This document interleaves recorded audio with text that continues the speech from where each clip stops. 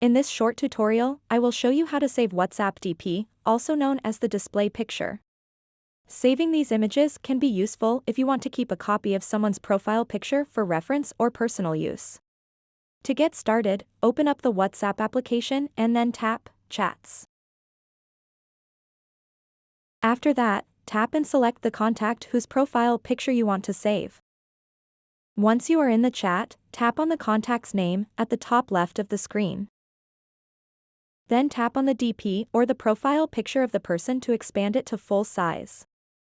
What you want to do next is simply take a screenshot of the profile picture by pressing the side button and the volume up button at the same time on your device. Once you press both buttons simultaneously, quickly release them to capture the screenshot of the profile picture. This simple technique allows you to save the WhatsApp DP without any hassle. So that wraps up this tutorial. If you have any questions about this whole process, please let me know in the comments section below. And if this video helped you out, please give it a big thumbs up and subscribe to this channel for more tutorial videos like this one.